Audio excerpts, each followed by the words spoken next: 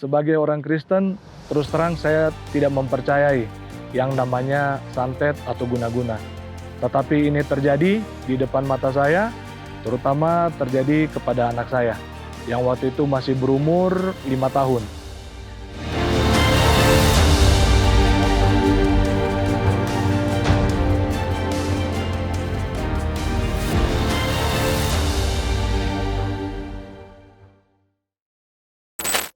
Tahun 2021, setelah saya balik cuti, kami pergi ke salah satu acara.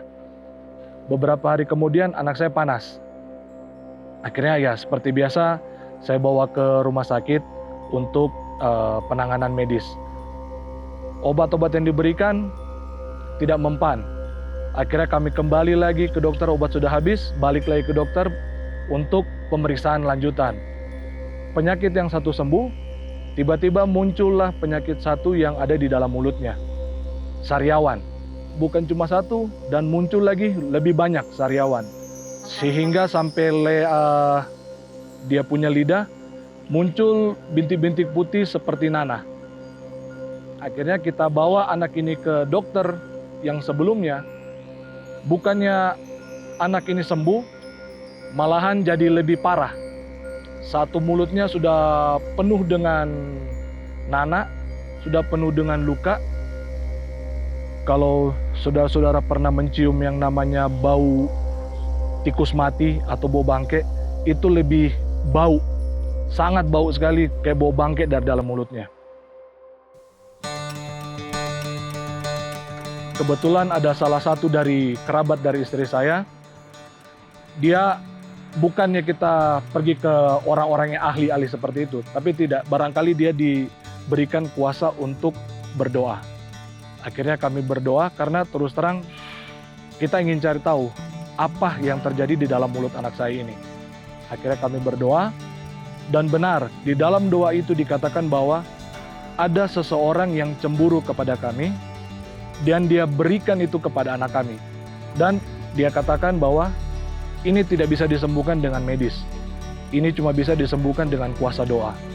Jadi dia meminta kepada saya dan istri, di dalam 5 hari, tiga kali sehari, anak ini harus didoakan.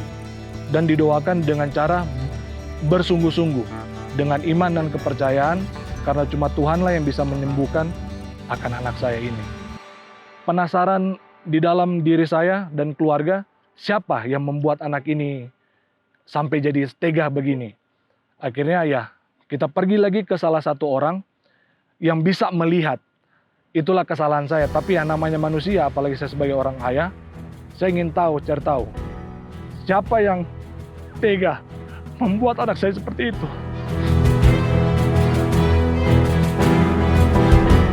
Akhirnya kami pergi ke satu orang.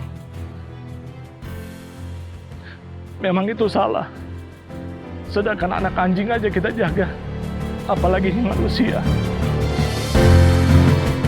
Dan saya lihat di depan mata, pada saat anak saya buka mulut, orang ini terlempar ke belakang. Dan dia bilang, "Pak, setan yang di dalam mulut anak saya ini besar, bahaya. Dia tidak bisa mengeluarkan akan kuasa kegelapan di dalam mulut anak saya ini."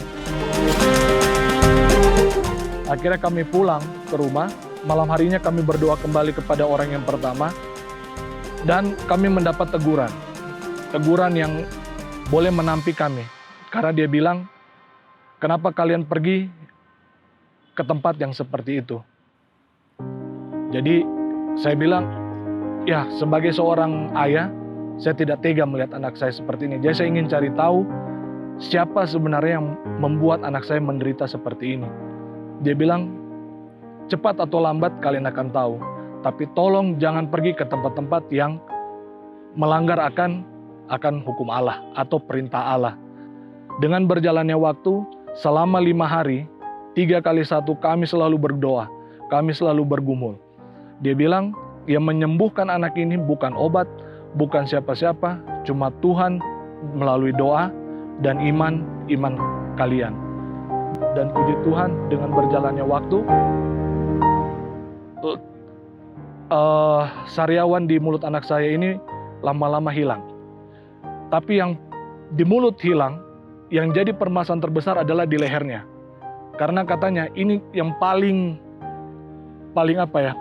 besar untuk disembuhkan. Dan memang di dalam mulutnya ini sudah berdarah semua, di dalam tenggorokannya. Sudah ada nanah di situ, sudah ada darah. Jadi untuk menyembuhkan ini butuh waktu lagi. Dan puji Tuhan, dengan berjalannya waktu, semua penyakit yang ada di dalam mulutnya itu hilang total. Dan kami terus terang memuji dan membesarkan nama Tuhan, karena cuma doa dengan iman kita sebagai orang Kristen bahwa semua apapun yang di dunia ini bisa disembuhkan melalui doa dan iman kita kepada Yesus. Itulah kesaksian saya. Terima kasih.